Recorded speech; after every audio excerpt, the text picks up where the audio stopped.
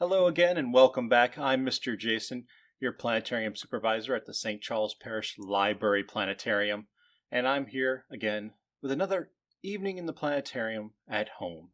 I'm back in the planetarium, but you're hopefully still at home watching this. We're going to be back opening, real soon. The library is open. It's got limited hours and limited capacity, but we are open, and soon the planetarium is going to be opening up as well.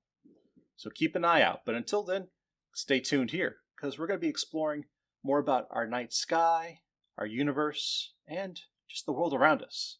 Today, we're going to be exploring light. Light, well, we're used to light, but there's more to it. Normally, we're used to light just being, on or off. We flip the light switch and there's light. We click our flashlight and it turns on and there's light. It's instantaneous. But there's more to light than just that. Light actually has a speed. It's just really, really fast. 186,000 miles per second. In 1 second, light can travel around the circumference of the Earth over 7 times. That's how fast light is. And that's why it's seemingly instantaneous for us. But over long distances, as we're going to see in future talks, light's pretty slow. But there is a lot to light. We're used to, shining light through a prism and seeing the rainbow of colors come out. That's, interesting. Because in white light, we don't imagine that there's a rainbow of colors in there, but there are. There's all the colors of the rainbow and sometimes more. We're seeing here how light travels into our prism, and as it goes through, the different components of white light, all those colors of the rainbow, travel through at different speeds. The prism slows down some wavelengths of light. Well, it slows down all the wavelengths, but some more than others. And we get that spreading of the light, and we see the rainbow. We talked before about how we can see with our eyes. We see a certain spot of light, and there's more to light than that. In the night sky, we can go out and try to find, the Andromeda Galaxy. This is a picture of the Andromeda Galaxy. We've got rid of some of the color to make it more like what you would see in the night sky.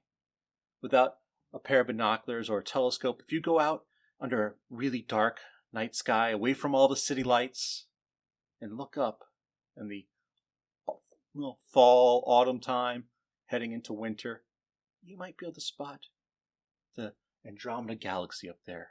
It'll look like a cigar-shaped smudge in the sky. But through a telescope, this is what you'd see. You'd see a lot more stars. But there's more to it than that. Our eyes just aren't equipped to see all the pretty colors that are in here.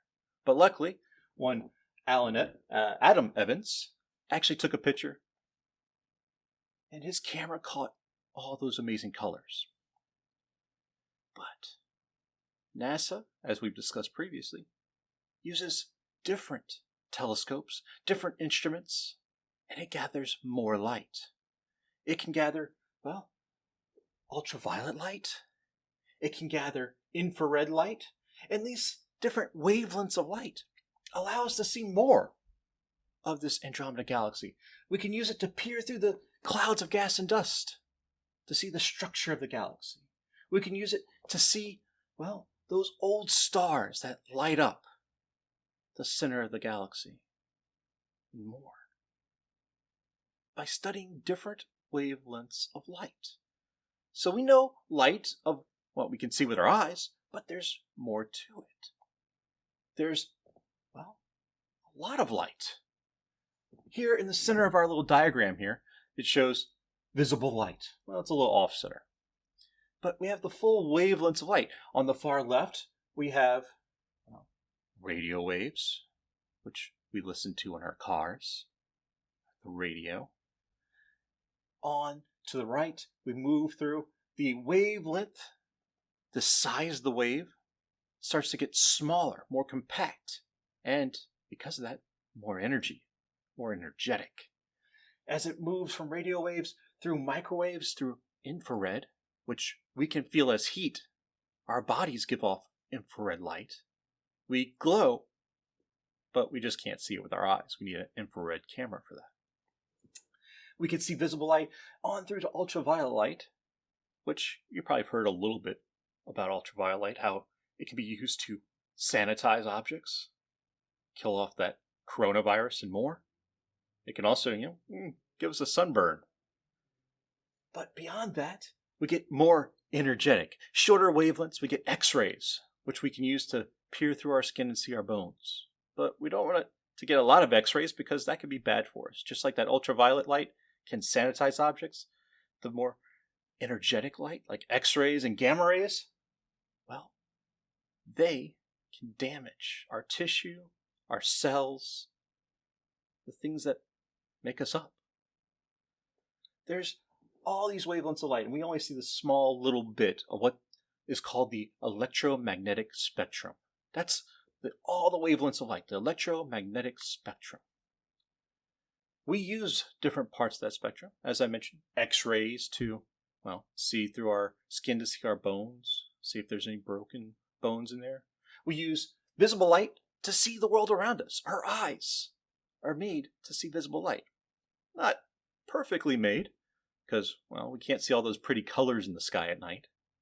But they do see in that visible light. We have cameras and more that see infrared. We use microwaves in our microwave ovens. And, of course, we communicate all the time with radio waves. We see in our diagram, we can see along the bottom different examples from radios through cell phones and microwave ovens on through, they're blocked out here, but on through X-rays and more is what we use these wavelengths of light. But NASA sends up telescopes into space to observe these different wavelengths, to take images of the different objects out there, because each wavelength of light can tell us a little bit more about the object we're studying. There's a lot to see out there. There's a lot more to light. And we're going to be diving more into the different wavelengths of light, what we can use to, explore different objects, what wavelengths are good for seeing, what objects. Can we use a wavelength of light to see through thick clouds of gas and dust? Can we use a wavelength of light to find really energetic stars, or maybe black holes? We're going to be exploring that a little bit more. But today, I want to leave you with this pretty picture. This one's taken by the crew of the International Space Station. And it just shows our Earth, our lovely blue, white, and sometimes green and brown world. We see the light from our star, the sun. We see the visible light in this image, but our sun's giving off more than just that. It gives off radio waves. It gives off ultraviolet light. It gives off more. Not all of it can make its way through the surface, to the surface of the Earth, through our atmosphere. That's why we need telescopes in space to gather some of that light. But it sure is pretty. I want to thank you for joining me on this little voyage through light, the electromagnetic spectrum. We're going to be exploring more about the electromagnetic spectrum coming up in future videos. And we're also going to be looking at some more folklore, myths, legends about the night sky. Not just the classical Greek and Roman myths, but we're going to actually dive into some from other cultures around the world. We're going to see some of the stars and hear some star stories from Africa, from Asia, from South America. Not everyone can see the same stars we can see at night, but a lot of us share the night sky. And we're going to see how they observed the world a long time ago. Again, I'm Jason Talley with the St. Charles Parish Library Planetarium, and I thank you for joining us tonight. And we hope to see you again real soon here in the planetarium. But until then, stay safe, stay healthy.